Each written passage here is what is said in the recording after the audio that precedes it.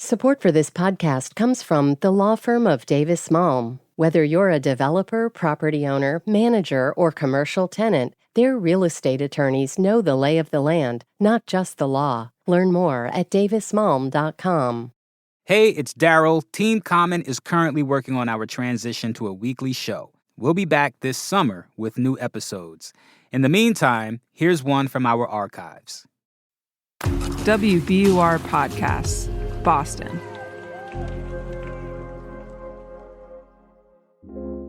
I'm Daryl C. Murphy, and you're listening to The Common. Barbara Moran. Daryl. How are you doing? Welcome back to The Common. Thank you. The Common is your playground. You can come here anytime, you know That's that. so nice. Barb, I have a question for you. Mm-hmm. The saying, now you're cooking with gas, where did that come from? I actually know this. I learned this in my research. It was made up by the gas companies in like the 30s to sort of... Really? Yeah, to get people psyched about gas stoves. Can you believe it? Wow. So we're running around just promoting the gas industry. Totally. When we say that. I say that all the time. Well, Barb, you are a WBUR climate and environment correspondent, so I guess it makes sense you would find this out during your reporting. Mm-hmm. But now the question is, what exactly were you reporting? Yeah. So I did this newsletter called Cooked, which is about food and climate. And I just did a bonus issue of that about gas stoves versus electric stoves versus induction stoves, and what's better for your health and what's better for the climate. You know, I've been hearing a lot about gas stoves and how they're bad for us and how we need to switch to electric. And I'm so glad we're having this conversation, Barbara. Like, what's the science behind all of that? Okay. Well, I will say I've been reluctant to report on this story for a long time for a couple of reasons. I felt like maybe gas stoves aren't as dangerous as people say, and maybe they're not that environmentally bad. And I'm like, And then I had a couple conversations that made me decide to report on this. So There's two issues that I talk about with gas stoves. One is the health issue and one is the environmental issue. Mm-hmm. So gas stoves, turns out there's a lot of bad stuff in natural gas, right? Yep. So even the unburned gas, right? The unburned natural gas is just sitting there in your pipes, has a lot of toxic chemicals in it. The worst one seems to be benzene, which is a carcinogen. And most people's pipes leak a bit. And so you're getting that stuff leaking into your house. And then when you turn the gas on and the gas burns, there's a whole another bunch of chemicals. So you have carbon monoxide, what they call NOx, which is nitrogen oxides, and carbon dioxide. And those, especially the NOx, is an asthma trigger. Gas stoves are the top pediatric asthma trigger in Massachusetts. Wow. Which I had no idea. Yeah. I was horrified. I have a gas stove and I had a kid with asthma and I felt terrible.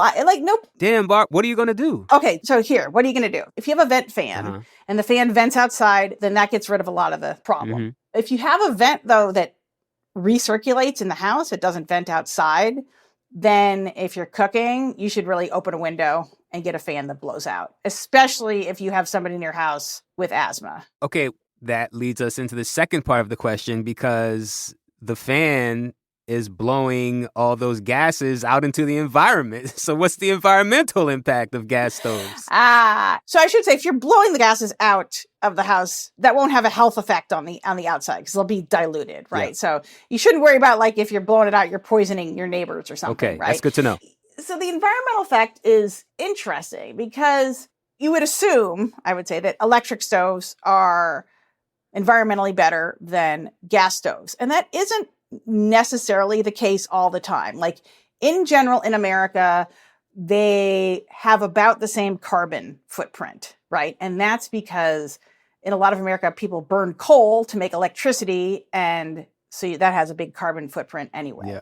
So, however, in Massachusetts, we have, some renewable energy and a lot of natural gas, which is that we're burning to make electricity, which is not great, but better than coal. So electric stoves here are a little better than gas stoves as far as carbon footprint. And as we get more and more renewables, they'll get better. Right. And then I had this really interesting conversation with this guy, Nathan Phillips. Mhm. So he's super interesting. Nathan Phillips is a professor at BU, and he's a tree physiologist, right? And like years ago, he started studying why all these trees are dying, and it's because of natural gas leaks. And then he just went down this total rabbit hole about natural gas infrastructure. And he's this total advocate for electric cooking now, right? I went and interviewed him about this, and he made an interesting point that I hadn't thought of. If there can be a transition from gas cooking to electricity, then that opens the gateway for severing the gas line altogether into that house. And that opens up the possibility that the leaking gas pipeline in the middle of the street or under the sidewalk could also be eventually transitioned off.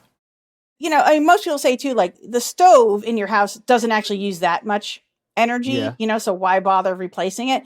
But, he makes this point that like the big idea is to transition houses off of gas totally eventually, right? And then that will get rid of these gas leaks in the street, these gas leaks going to our houses, which are dangerous, right? So it's the infrastructure for the gas stoves, not the gas stoves themselves. Yeah.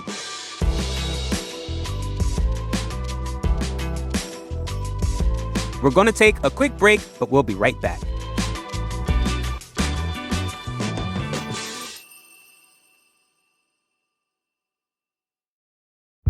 Did you kill Marlene Johnson? I think you're one of the first people to have actually asked. From WBUR and ZSP Media, this is Beyond All Repair, a new podcast about an unsolved murder that will leave you questioning everything. Somebody should be in jail for murdering my sister. A woman who's never been believed. As long as they think I have done this, then they're not looking for who actually did this. And that's what makes it a cold case. No, it's a botched case. And a search for the truth, once and for all. Wow, it just gets more interesting. Beyond All Repair. Listen and follow wherever you get your podcasts. Be careful. You're digging in a place that's been very peaceful for a while. Do it anyway. Dig.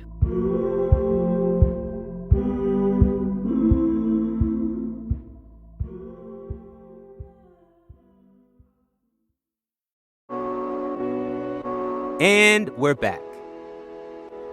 How many households in the state have gas stoves? Do you have a sense of that? Yeah, I sure do. About 44%. So we're right in the middle of the U.S. I think the biggest state in the U.S. is California. It's got like 70% of the people there have gas stoves. Okay. The state with the least gas stoves? Hit it. Maine. Oh, look at Maine. Yeah. I don't know what they're doing up there. I think they're using propane. Maine is a very outdoorsy state, right? Maybe they're all cooking on open flames outside, They might be. Okay, so 44% of households in Massachusetts have a gas stove. Correct. Tell me about the other 56%. Let's talk about electric induction. Let's talk about all of that. Absolutely. Okay, so I grew up with an electric stove, which sucks. Those are the ones with the coils that get hot. Right. I have one now. Right. Yeah. So not my favorite. Yeah, they suck. They kind of suck, right? They're not great for cooking. They're kind of dangerous. They're hard to clean. The sort of newer electric stoves are what is called an induction stove. So that uses electricity, but what it does is it has a copper coil under the surface. It's got like a smooth black surface, and underneath is a copper coil. And when electricity goes into there, it goes around and it creates a magnetic field. And if you put a pot on there, it sort of heats up the pot, not the air around it. So it's hyper efficient, and it's also like really adjustable. Like it's like gas in that way. You can turn it up and down really quick, right? And so you've got that kind of adjustability with it. And I guess it also boils water super quick, like whoop. Okay, I like that. Like that. So that's sort of the new thing. But I have a gas stove, but I'm not just going to swap out my gas stove for no reason for a whole induction stove, because that costs like a ton of money. But, maybe when it's time to replace my stove, I might do that. But what some people do, and what Nathan Phillips does when I went to interview him, which is amazing, he just uses an induction hot plate. Okay. And I was like, wow. And that's what he likes saying. He's like, this is your ticket into the energy transition. It's like a $50 induction hot plate. And you know what is super interesting? because Massachusetts is so great. Most of the libraries in Massachusetts, you can check one out of the library. Look at an that. induction plate. So you could test it before you buy the induction plate that you're going to test for your major purchase of a stove. Yeah, exactly. It's totally cool. Like you go and they give you like a bag and it's got a plate and like a couple pots and all that kind of stuff. So it's like, oh, cool. Yeah. So Barb, if everybody in the state were cooking with an induction stove, right? Let's say the 44% made the switch. How much of a positive impact would that have on the environment? Yeah, that's a great question. Immediately in Massachusetts, it wouldn't be a huge impact, to be honest. And that's because most of our electricity here still comes from natural gas. So we're burning a fossil fuel to make electricity. So as long as our grid is still, dirty, as they say, the induction stoves wouldn't have much of an impact. However, as we get more and more green energy, more wind and more solar, then that technology, the induction stoves, quickly become more and more green. And the other thing is that, we have all this natural gas infrastructure, all these pipes, which leak a ton of methane. And methane is a really, really potent greenhouse gas that we want to reduce as much as possible. Mm-hmm. And I saw one stat that the methane leaks in the US are like the equivalent of something like 500,000 cars running. It's huge. So that would be a great thing to get rid of. So there's that impact too. There's also the health impacts, which are something to think about. Are there any incentives to switching from gas to electric? Yes. So many incentives. Thank you for asking that. Oh, yeah. There are federal government incentives through all those, the climate bill that Biden passed, or the bunch of those. So there's incentives for the stove and for any electrical wiring that need to get done. And then the state has additional incentives specifically for swapping a gas stove out for induction or electric. I think it's $500. Okay. You can add it up and get some money off of it. Well, Barb, before we go, if people want to learn more, where can they find your story? Yes, if you want all the details, you can sign up for Cooked, my climate and health newsletter at WBUR.org/cooked. If you're already signed up for Cooked, you'll automatically get this latest newsletter. And if you haven't signed up yet, you should. And there'll also be on WBUR.org a full-length explainer with all kinds of details in it. But sign up for Cooked because it's funny and it's really empowering. Right on. That's why we love you, Barb. Thank you so much for that. Oh, that's why I love you too, Daryl.